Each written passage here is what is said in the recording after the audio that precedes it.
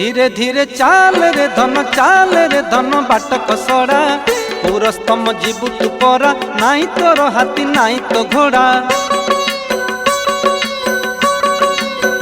धीरे धीरे चाल रे धन बाट कसड़ा पुरस्तम जीवु तू परा नाई तोर हाथी नाई तो घोड़ा। धीरे धीरे चाल रे धन बाट खसड़ा पुरस्तम जीवु तू परा नाई तोर हाथी नाई तो घोड़ा। पुरस्तम जीवु तू परा नाई तोर हाथी नाई तो घोड़ा।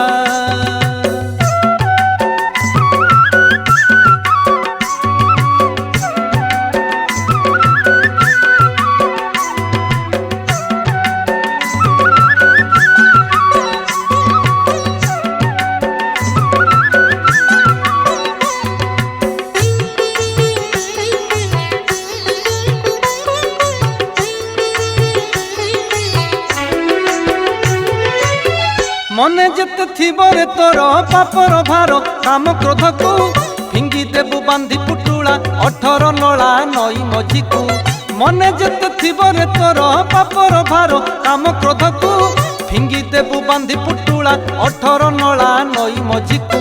चगलिया हेले तो मन खाइबु धन शून्य कचड़ा पुरस्तम जीवु तू परा नाई तोर हाथी नाई तो घोड़ा। धीरे धीरे चाल रे धन बाट खसड़ा पुरस्तम जीवु तू परा नाई तोर हाथी नाई तो घोड़ा। पुरस्तम जीवु तू परा नाई तोर हाथी नाई तो घोड़ा।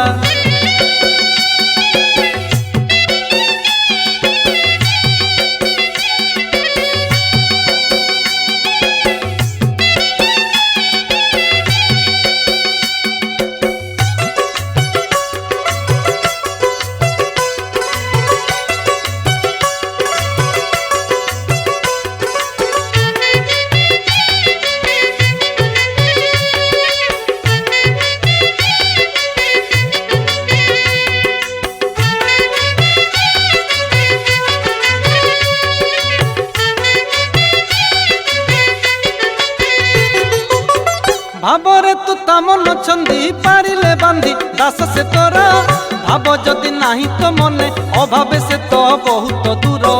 भावरे तू तामन छंदी पारिले बांधी दास से तोरा भाव जदि नाही तो मने अभावे से तो बहुत दूर।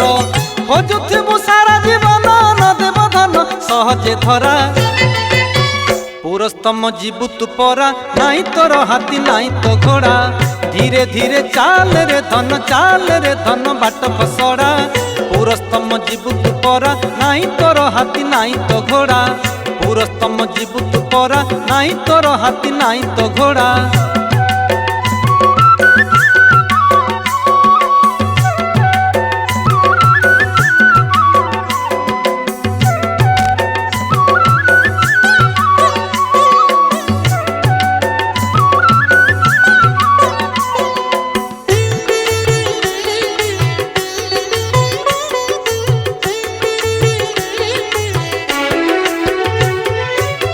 देखुथिबु कालिया दियो मुख पदुओ हृदय ध्याई शुणुथिबु नाम संगीत श्री भागवत कान पताई। देखुथिबु कालिया दियो मुख पदुओ हृदय ध्याई शुणुथिबु नाम संगीत श्री भागवत कान पताई। बासुथिबु नासाकु तोर डाली महुर बास बढ़ा पुरस्तम जीवु तू परा नाई तोर हाथी नाई तो घोड़ा। धीरे धीरे चाल रे धन बाट खसड़ा पुरस्तम जीवु तू परा नाई तोर हाथी नाई तो घोड़ा। पुरस्तम जीवु तू परा नाई तोर हाथी नाई तो घोड़ा। पुरस्तम जीवु तू परा नाई तोर हाथी नाई तो घोड़ा।